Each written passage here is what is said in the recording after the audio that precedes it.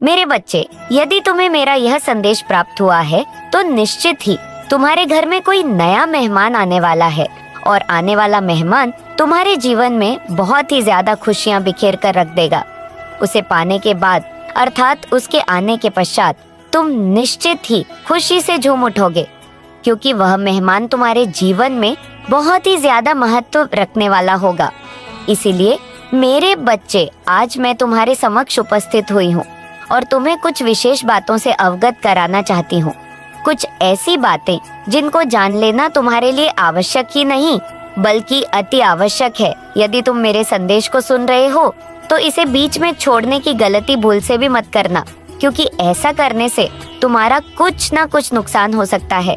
अर्थात वह बात जो मैं तुम्हें बताने आई हूँ, जो कि तुम्हारे लिए बहुत ज्यादा आवश्यक है, उस बात से तुम पूरी तरह से वंचित रह जाओगी और वह बात तुम्हारे समक्ष आने पर अथक मेरे द्वारा इस संदेश के माध्यम से तुम्हारी आंखों के सामने आने पर भी तुम उस बात को जान नहीं पाओगे।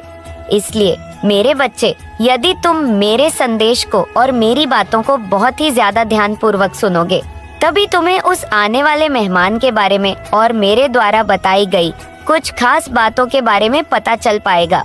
इससे पहले कि मैं तुम्हें बताना प्रारंभ करूं, मेरी खुशी के लिए केवल एक बार जय हो माता रानी लिख देना।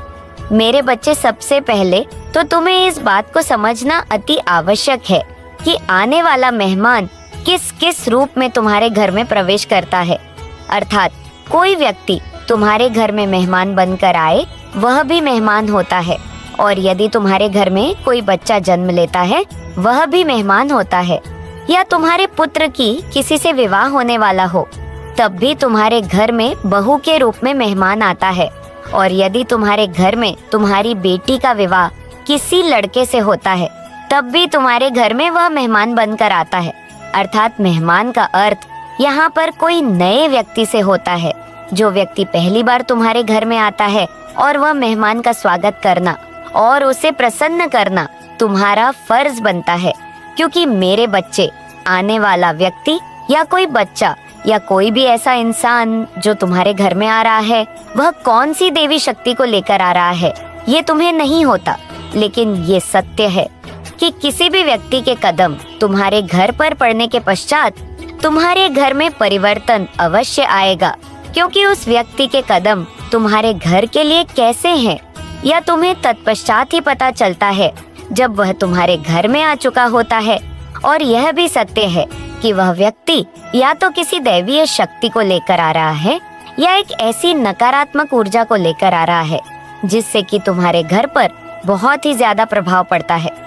लेकिन मेरे बच्चे, यदि कोई ऐसी देवीय शक्ति स्वयं तुम्हारे घर में आए, लेकिन वह इनमें से कोई ना हो और किसी जानवर के रूप में तुम्हारे घर पर आए, अर्थात ऐसा जानवर जिसे तुम बहुत मानते हो और तुम्हें भी यह विश्वास है कि उसके अंदर देवी देवता वास करते हैं, तुम उसे देखने के पश्चात इस बात का आभास कर लेते हो कि देवीय शक्तियां के प्रसन्न होने पर वह तुम्हारी घर की चौखट पर बार बार आ रहा है। लेकिन मेरे बच्चे, ऐसा बहुत कम होता है कि कोई ऐसा जानवर तुम्हारे घर के अंदर आ जाए और तुम्हारे घर के अंदर वह घुसने का प्रयास करे, क्योंकि जानवर केवल डर तक आते हैं। घर के अंदर घुसने का प्रयास जानवर शीघ्र ही नहीं करते, क्योंकि जानवरों को भी इस बात का आभास रहता है कि किसी व्यक्ति के घर में कहाँ तक उन्हें जाना है और कहाँ तक उन्हें रुकना है।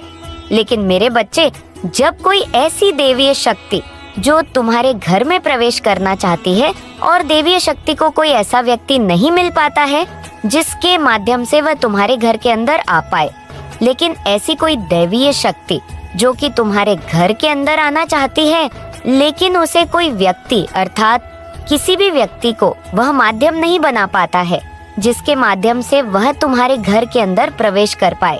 क्योंकि मेरे बच्चे, किसी भी व्यक्ति का हृदय जब तक साफ नहीं होता, तब तक वह देवीय शक्ति उस व्यक्ति को कभी भी माध्यम नहीं बनाती है और ना ही उसको माध्यम बनाकर तुम्हारे घर में प्रवेश करती है, बल्कि वह एक जानवर के माध्यम से तुम्हारे घर के अंदर आना जरूरी समझती है।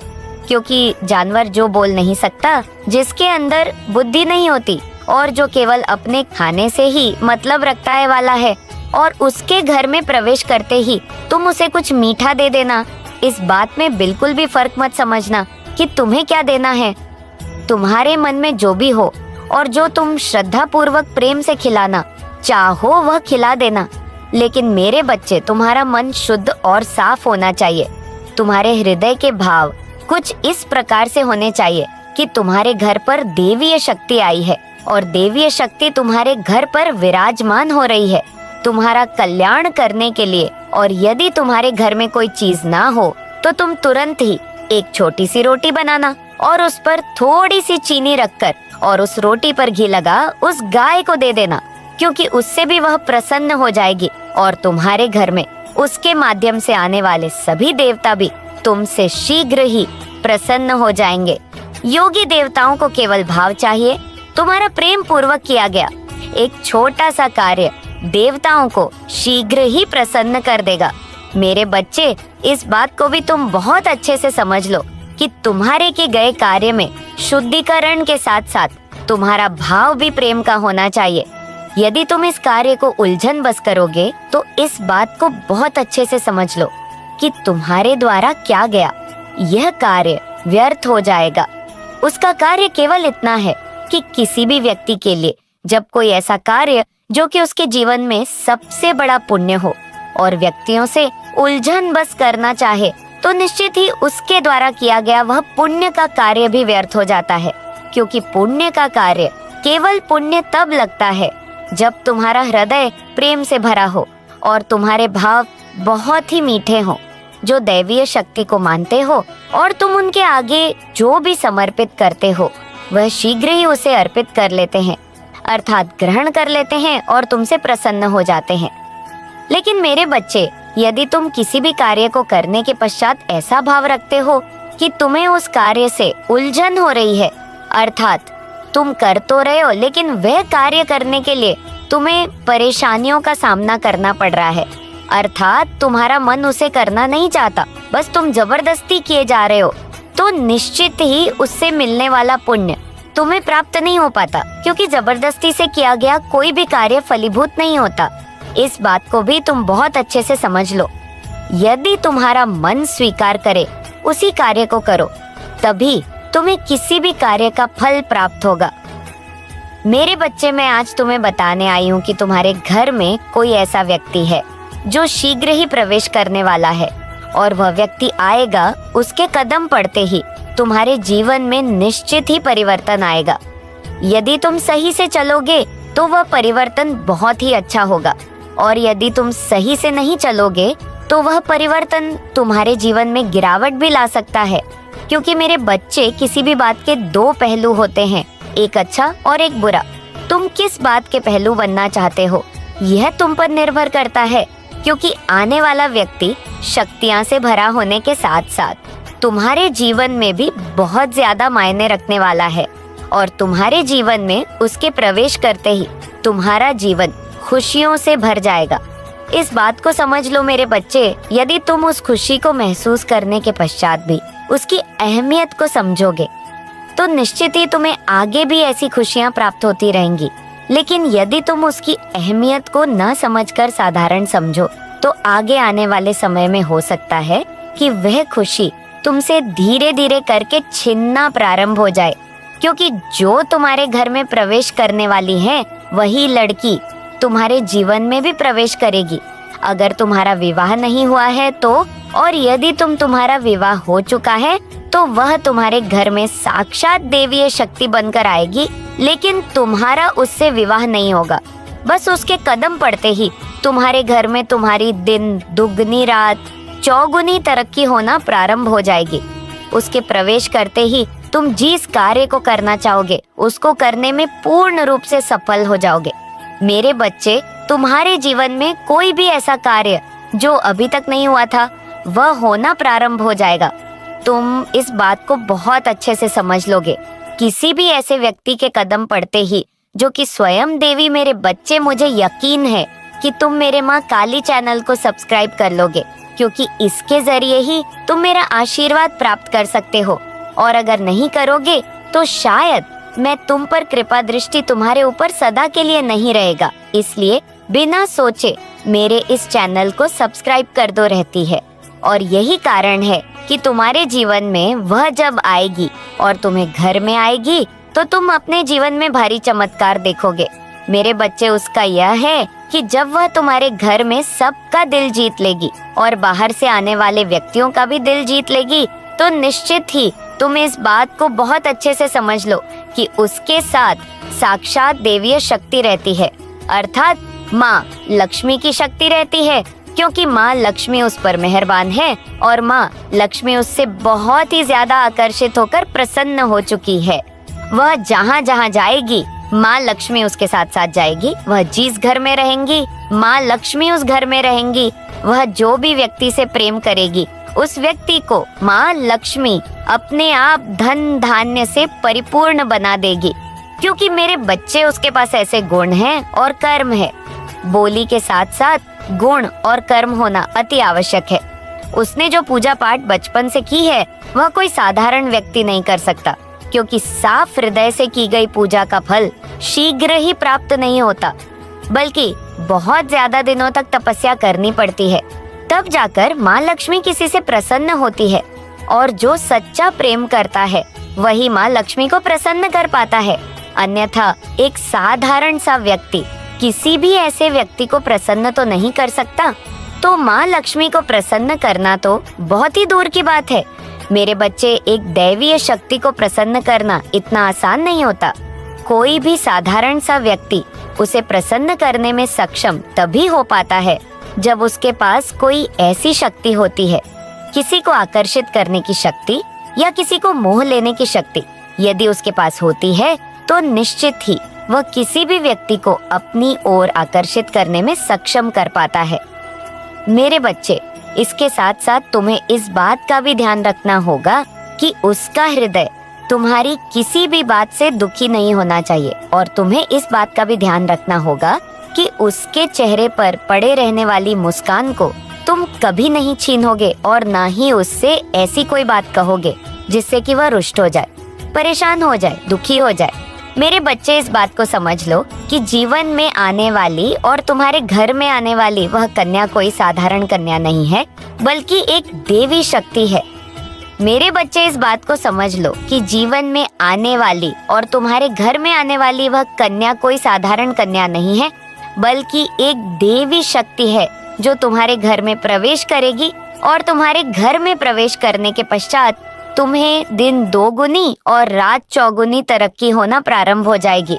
तुम स्वयं देखोगे कि उसके कदम पड़ते ही कि तुम कहां से कहां पहुंच गए। कुछ ही समय पश्चात उसके किए गए कर्म का फल तुम्हें स्वयं दिखने लगेगा, क्योंकि मेरे बच्चे, किसी भी व्यक्ति के कर्म का फल दिखने में भले ही थोड़ा समय लगे, लेकिन जब अच्छे का फल दिखना प्रारंभ होता है तो अच्छे अच्छे व्यक्ति को चौंका कर रख देता है, सबकी आंखों को चकाचौंध कर देता है, और हर व्यक्ति को इस बात का आभास होने लगता है कि सच में यह कोई दैवीय शक्ति है या इसके ऊपर किसी दैवीय शक्ति का छाया है। क्योंकि मेरे बच्चे, किसी भी साधारण व्यक्ति के ऊपर कोई दैवीय शक्ति तब आश्रित होती है जब दैवीय शक्ति को इस बात का विश्वास होता है कि वह जीवन में ऐसा कोई कार्य नहीं करेगा या करेगी जिससे किसी को कष्ट हो या किसी का हृदय दुखी हो। लेकिन तुम कभी भी उसे झूठ बोलने का प्रयास मत करना, ना ही उसे धोखा देने की चेष्टा करना, क्योंकि वह दैवीय शक्ति उसके साथ रहती है। तो तुम्हारे बारे में वह जब जानेगी तो तुमसे दूर हो जाएगी, और तू फिर उसका पुनः कभी भी हृदय जीत नहीं पाओगे, और ना ही उसके हृदय में अपने लिए ऋण की ज्योत को जगा पाओगे। क्योंकि मेरे बच्चे, यदि उसके हृदय में एक बार वह प्रेम की ज्योत बूझ गई तो तुम लाख कोशिश कर लो, लेकिन फिर भी उसके हृदय को जीत पाना तुम्हारे लिए नामुमकिन होगा। क्योंकि यदि यह प्रेम की ज्योत एक बार किसी के हृदय से बूझ जाती तो पुनः कभी जागृत नहीं होती, और ऐसे में फिर तुम्हें पछताने के अलावा कोई दूसरा मार्ग नहीं बचेगा। तुम पछताओगे, कोशिश तो करोगे, लेकिन कुछ होगा नहीं, क्योंकि वह तुम्हारी किसी भी बात को ना मानने के लिए विवश हो जाएगी। मेरे बच्चे, इस बात को भी तुम बहुत अच्छे से समझ लो कि जब वह किसी भी बात को सुनने के लिए तैयार नहीं होगी तब तुम्हें खुद पर पछतावा होगा, लेकिन तुम कुछ कर नहीं पाओगे। उसका कारण ये है कि कोई भी इंसान कुछ कर तब पाता है जब कोई भी व्यक्ति किसी को अपनी ओर पूरी तरह से आकर्षित कर पाए और प्रसन्न कर पाए। लेकिन किसी को प्रसन्न करना इतना आसान नहीं है और ना ही हमेशा प्रसन्न करे रहना इतना आसान है। किसी भी व्यक्ति को इस बात से पूर्ण लाभ तभी प्राप्त हो जब वह व्यक्ति दूसरे व्यक्ति का हृदय हमेशा जीतता रहता है और उसे साफ हृदय से प्रेम करता है। यदि बार बार वह व्यक्ति किसी को झूठ बोलना प्रारंभ करता है तो वह चाहकर भी किसी का हृदय नहीं जीत सकता और ना ही उसके हृदय को जीतने की कला फिर उसमें होती है, क्योंकि झूठ बोलना भी एक ऐसी कला है जो हर व्यक्ति नहीं बोल सकता और जो बोलता है उसके हृदय की शक्ति क्षीण हो जाती है। मेरे बच्चे, इस बात को भी बहुत अच्छे से समझ लो कि किसी भी इंसान को या दैवीय शक्ति को अपनी ओर आकर्षित कर लोगे तो निश्चित ही तुम्हारा जीवन खुशियों से भर जाएगा। लेकिन यदि वह दैवीय शक्ति हमेशा प्रसन्न रहे, तब यदि तुम कार्यों में परिवर्तन लेकर आओगे या कोई भी ऐसा कार्य करोगे जिससे कि वह दैवीय शक्ति तुमसे रुठ हो जाए, तो तुम इतना समझ लो कि वह दैवीय शक्ति तुमसे दूर भी जा सकती है। क्योंकि मेरे बच्चे, जो कार्य किसी इंसान को परेशान करके चेष्टा करने लगता है और शीघ्र ही समय आने पर वह दूर हो जाता है, तो दैवीय शक्तियां भी उसी प्रकार होती हैं कि तुमसे दूर हटना प्रारंभ कर देती है। वह केवल प्रसन्न तब रहती है जब तुम सही चलते हो, अर्थात कोई ऐसा कार्य नहीं करते जिससे किसी के हृदय को कष्ट हो। ऐसी कोई बात किसी को नहीं बोलते जिससे किसी के हृदय को बुरा लगे, या कोई ऐसा कार्य नहीं करते जिससे कि किसी के हृदय को बिल्कुल तोड़ कर रखते। यदि तुम सही से चलते हो तो तुम हृदय जीतते रहते हो, और तुम कभी भी ऐसे किसी कार्य को करते हो तो निश्चित ही किसी के हृदय को बुरा और अच्छा समझने में केवल कुछ अंतर रखते हो। मेरे बच्चे, अब तुम केवल इतना समझो कि जो बात मैंने तुम्हें समझाई है आने वाले जानवर के बारे में और आने वाली उस कन्या के बारे में, उसके बारे में जानने के पश्चात तुम अपने जीवन में क्या करोगे, यह बात तुम्हें बहुत ही ज्यादा शांति से सोचनी है। क्योंकि इस बात पर विचार करने के लिए तुम्हें अपने मन को कुछ समय के लिए शांत करना होगा और उस पर बारीकी से ध्यान देना होगा।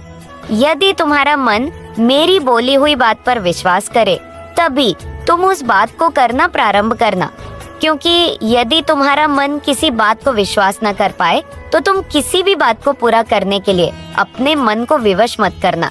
क्योंकि मेरे बच्चे, यदि तुम अपने मन को बार बार उस कार्य को पूरा करने के लिए करोगे तो तुम्हारा मन विवश हो जाएगा, लेकिन तुम्हारे हृदय को विश्वास नहीं हो पाएगा। और इसके साथ साथ इतना भी ध्यान रखना कि हर व्यक्ति के जीवन में ऐसा नहीं होने वाला है जैसा कि मैं संदेश में बता रही हूँ।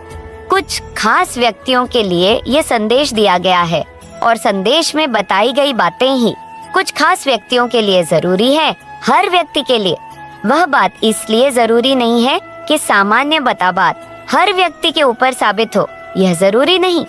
मेरे कुछ खास भक्त हैं, केवल उनके लिए यह संदेश मैंने भेजा है। और जो मेरी पूजा आराधना करते हैं, जिनके जीवन में ऐसा होगा, वह स्वयं ही देखने के पश्चात इस बात को बहुत अच्छे से समझ जाएंगे कि मैंने उन्हीं के लिए यह संदेश भेजा था। मेरे बच्चे, यदि किसी व्यक्ति के जीवन में ऐसा ना हो तो तुम्हें अपने जीवन उस पर ज्यादा सोच विचार करने की आवश्यकता नहीं है, ना ही यह सोचने की आवश्यकता है कि तुम्हारे जीवन में ऐसा क्यों नहीं हुआ जैसा मैंने बताया है। बस इस बात को समझ लेना कि तुम वह व्यक्ति नहीं हो जिसके बारे में मैंने आज इस संदेश में पूर्ण रूप से तुम्हें जांच कराया है और बताया है। और तुम अपने उस समय का इंतजार करना जिस समय में तुम्हें कुछ प्राप्त होगा, और तुम्हारे लिए भी मैं कुछ ऐसा निर्धारित करूंगी जो तुम्हारे जीवन में अवश्य यही होगा। इसलिए मेरे बच्चे, ना तो तुम्हें ज्यादा घबराने की आवश्यकता है और ना ही ज्यादा चिंता करने की, ना ही इस बात को ज्यादा सोचने की कि तुम्हारे जीवन में बताए गए संदेश में क्यों नहीं हो रहा। बस समझदारी से काम लेना और इस बात को पूर्ण रूप से समझ लेना कि तुम्हारा भी अच्छा समय शीघ्र ही आने वाला है और तुम्हारे भी जीवन में कुछ ऐसा होगा जिसे देख करके तुम बहुत ही ज्यादा प्रसन्न हो जाओगे। और निश्चित ही तुम्हारा भी वह समय पलटे का जो अभी चल रहा है, तुम्हारे साथ भी कुछ अच्छा होगा। बस विश्वास रखना अपने जीवन पर, खुद पर और उस ईश्वरीय शक्ति पर जिससे तुम बहुत ज्यादा प्रेम करते हो। यदि तुम विश्वास रखोगे तो तुम्हारे भी जीवन में कुछ ना कुछ ऐसा अवश्य होगा जो कि तुम्हें प्रसन्न कर देगा। मेरा आशीर्वाद सदैव तुम्हारे साथ रहेगा। तुम्हारा कल्याण हो। जय माँ काली। हर हर महादेव। मेरे बच्चे, आज मैं तुम्हें अपने फैसले के बारे में बताने आई हूँ और तुम्हें तुम्हारे जीत का भी ऐलान करने आई हूँ, क्योंकि मैं तुम्हारी एक ऐसे कार्य में तुम्हें जीत प्राप्त कराने वाली हूँ जिसे सुनकर निश्चित ही तुम प्रसन्न हो जाओगे। ऐसी जीत ना तो कभी किसी को प्राप्त हुई थी और ना आगे भविष्य में किसी को प्राप्त होगी, क्योंकि ऐसी जीत बहुत कम बच्चों को प्राप्त होती है और यह जीत तुम्हें मेरे आशीर्वाद के रूप में प्राप्त होगी। लेकिन मेरे बच्चे, उससे पहले मैं तुम्हें कुछ बताना चाहती हूँ, और जो बताना चाहती हूँ उन बातों को तुम ध्यान से सुनना, क्योंकि जीत का प्रारंभ होने से पहले तुम्हें उन बातों का ध्यान रखना अति आवश्यक है। और सबसे पहले तुम मेरे द्वारा जानोगे कि तुम्हारी जीत कैसे और किस कार्य में होगी। उसके पश्चात मैं तुम्हें बताऊंगा। इससे पहले कि मैं तुम्हें उस जीत के बारे में बताऊं, तुम एक बार जय हो माता रानी जरूर लिखना, क्योंकि इससे मुझे प्रसन्नता होगी। मेरे बच्चे, मैं आज तुम्हें बताने आई हूँ कि मैंने यह फैसला लिया है कि तुम्हें किस प्रकार से जीत प्राप्त कराई जाए, और उस जीत को प्राप्त करने के लिए मैंने तुम्हारे लिए मार्ग भी बनाए हैं। उन मार्ग पर चलकर तुम निश्चित ही अपने किसी भी कार्य पर जीत प्राप्त कर सकते हो। 5 ऐसे कार्य हैं जो मैं तुम्हें बताऊंगी और उनके मार्ग भी बताऊंगी कि तुम किस प्रकार से उस पर जीत प्राप्त करोगे। यह भी तुम्हें पूर्ण ज्ञात कराऊंगी। इसीलिए मेरे संदेश को और मेरी बातों को बहुत ही ज्यादा ध्यानपूर्वक सुनना, क्योंकि यदि तुम ध्यान से नहीं सुनोगे तो तुम उस कार्य को करने में अमर्थ हो जाओगे। क्योंकि मेरे बच्चे, किसी भी कार्य को करने से पहले उसके बारे में पूर्ण जानकारी होनी चाहिए, और यह अति आवश्यक भी है। इसलिए तुम मेरी बोली हुई 111 बात को सुनकर अपने अंदर धारण करो, तभी तुम जीत प्राप्त कर सकते हो। सबसे पहला कार्य, यदि तुम किसी कार्य को लेकर उस पर जीत प्राप्त करना चाहते, अर्थात तुम्हारा वह कार्य, तुम्हारी कोई ऐसी नौकरी है जिसे तुम प्राप्त करना चाहते हो। वह नौकरी कोई भी हो सकती है, बड़ी हो या फिर वह कोई ऐसी नौकरी जिसके लिए तुम काफी समय से प्रयास कर रहे हो और तुम उस पर सफल नहीं हो, वह निश्चित तौर पर मिलकर रहेगा। विजय पताका का फहराना तुम्हारा अधिकार है और तुमसे निश्चित तौर पर यह अधिकार कोई छीन नहीं पाएगा। मेरे बच्चे, मैं हर पल, हर परिस्थिति में तुम्हारे साथ हूँ। मेरा दिव्य प्रकाश तुम्हें रोशन कर देगा। आकाश में खिलता सूरज तुम्हें आने वाले समय में इसकी पहचान कराएगा। मेरा आशीर्वाद सदैव तुम्हारे साथ है। जय हो माता रानी। हर हर महादेव। मेरे बच्चे, तुम्हारा भविष्य कुछ ऐसा होने वाला है जिसे जानकर अब तुम आश्चर्य से भर जाओगे। आज मैं तुम्हें तुम्हारे उस समय से अवगत कराने जा रही हूँ जो अब तुम्हारा भविष्य बनेगा। तुम्हारे वर्तमान के कर्मों के आधार पर तुम्हारा जो भविष्य आने वाला है, उसे मैं तुम्हें बताने वाली हूँ। वह आज से बिल्कुल अलग है। क्या तुम अपने भविष्य के स्वरूप को जानने के लिए, पहचानने के लिए पूरी तरह से तैयार हो? यदि हाँ, तो अभी तुम्हें भाग्यशाली अंक 888 लिखकर इसकी पुष्टि करनी होगी, क्योंकि जो मैं तुम्हें बताने वाली हूँ वह जानना तुम्हारे लिए अत्यंत आवश्यक भी है। वह जानने के पश्चात अपने भविष्य को, अपने जीवन को एक सही रूपरेखा, एक सही दिशा दे पाओगे। मेरे बच्चे, आज की स्थिति और जो भी समस्या है वह तुम्हारे लिए अस्थायी है, इसलिए उसे चिंतित ना हो। यदि अभी तुम विपरीत परिस्थितियों में फंसे हुए हो और तुम्हें कुछ भी सूझ नहीं रहा है, तो अपने आप को बार बार यह याद दिलाओ, यह सब अस्थायी है और वह घड़ी नजदीक है जब यह सब बहुत ही जल्द समाप्त हो जाएगा। मेरे बच्चे, तुम भविष्य प्रकाश से, उज्जवल से, खुशियों से और वैभव से भरा हुआ है। जो सफलता तुम्हें अपने निवास क्षेत्र में नहीं प्राप्त हुई, वह अब तुम्हें विस्थापन के पश्चात प्राप्त होगी। जब तुम अपने शहर से दूर जाओगे, तब वह सफलता तुम्हारे सामने खड़ी होगी, और ऐसा घटित होने वाला क्योंकि तुम्हारा आत्म उद्देश्य तुम्हारे क्षेत्र से दूर निश्चित किया गया है। मैं देख पा रही हूँ तुम अपने कार्य क्षेत्र में इतनी ज्यादा सफलता को प्राप्त कर चुके हो और समृद्ध होने वाले हो, जिसका अनुमान लगा पाना भी